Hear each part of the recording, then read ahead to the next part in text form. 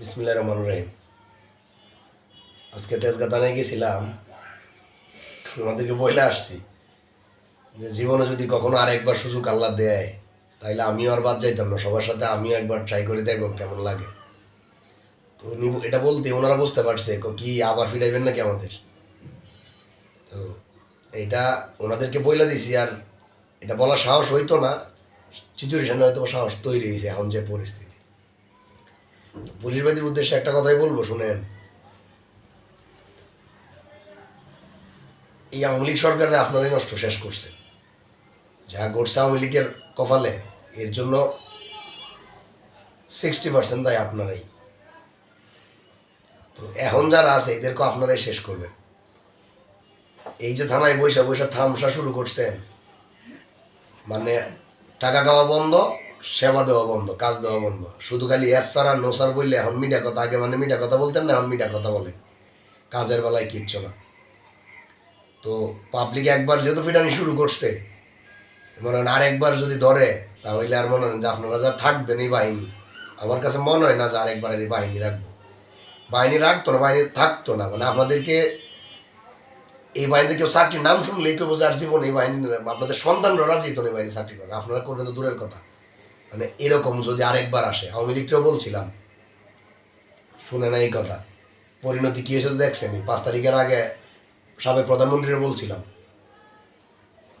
আর আওয়ামী লীগের বাড়ি কইছিলাম যে আজরাইল বেশি দূর গেছে না, আজরাইল ধারে কাছেই ঘুরতে। ছাত্ররা যখন প্রথম ফিটাইছিল তখন দোয়ানের সামনে বৈশারা মনে করেন যে হাসি তামাশা করতে, বলতাম যে আজরাইল বেশি দূরে গেছে না, এখন আজরাইল ধারে কাছেই আছে। তো এটা বলার মানে মনে হয় না যে আমি বিএনপি, আমি আওয়ামী লীগই, কিন্তু আমি বেকুব চোদ আওয়ামী লীগ না। আমার ভিতরে মনসত্ব বিবেক বোধ আছে। তো প্রধানমন্ত্রীরা কইছিলাম, আপনাদেরকেও বলি, পুলিশ বাহিনীর ওদেরকেও বলি, এখনো সময় আছে, শুধরাই যান। আজকে তেজগাঁ থানাতে গেছিলাম, ওনারা আমি 1.5 মাস আমারে ঘুরাইছে, আমার টাকা নিচে ভিডিও ফুটেজ আছে। 1.5টা মাস আমারে ঘুরাইয়া প্রথম যে দায়িত্ব নিছে উনি বলে ভাই আমি ট্রান্সফার হয়ে গেছি গা। পরে যারে দায়িত্ব দিলাম উনি 2বার করে তেজগাঁ থানাতে নিয়ে আমার বসায় রাখছে। আজকে বলে যে আমি তো, আপনি তো এই থানাতে আসছেন, আমি তো হাতির জেল ফার্ম গেট থানায়, সারাদিন আমি বসে থেকে ফার্ম গেট থানায় যাইতাম আমি। তো ওনাদেরকে জিজ্ঞেস করলাম যে স্যার আমার পক্ষে তো আর সম্ভব না। আর উনি বলে তাইলে আরও যারা আছে ওনাদেরকে জিজ্ঞেস করেন। তো ওনাদেরকে দেখাইলাম, ওনারা 3-4 জন বসে রয়েছে এখানে রুমে। মনে হয় তো ওসি সাহেবই হইতে পারে, আমি শিওর না, কারণ নিম প্লেট যেহেতু নাই, সিভিল পোশাক নাই, তাই আমি বুঝবো, কারণ মেন স্যারে যেহেতু বসা, অলওয়েজ 4-5টা তোয়াইল তার কাছে। তো ওনার জিজ্ঞেস, মানে ওনার বললাম যে স্যার আমি এখন এটা কী করবো। উনি এটা দেখলো, দেখা বললো যে ওরা তো বদলে গেছে গা। তাই আমি বললাম স্যার বদলে গেলে কাগজটা, কাগজ কই রেখে গেছে এগুলো তো ওনার জানা নেই, কই আছে জানে না এরা। তো আর সাথে যারা ছিল একজনে বলতেছে, বলে যে এই চাপাটি যে ছিল এটা কি কালারের ছিল, আপনি দেখছেন এটা কি কালারের ছিল, এটা কি যে গরু জবাই করে যে গরুর মাংস কবাই যে এরকম ছিল। আর একজন বলে এরকমই মনে হইব। মানে বিষয়টা, আমি তো আর বোকা মানে বাচ্চা না যে আপনাদের কথা এগুলো বুঝি না, আপনারা যেটা তামাশা করতেছেন এটা কি আমি বুঝি না। তো উনি বললো, আমি বললাম যে স্যার এখন আমি কি করতে পারি সেটা বলেন, আমি তো রাগ ওনারা দেখাইতে পারতেছি না যে আমার যে রাগ উঠতেছে। তা আমি বললাম যে স্যার আপনি আইনের মানুষ, মানে উনি যে এনে যে প্রধান, মানে ছেড়ে বসা উনি তো মনোপ্রধান, ওনারই বললাম যে স্যার আমি তো আর আপনার আইন শিখাইতে পারবো না, আমি মূর্খ মানুষ।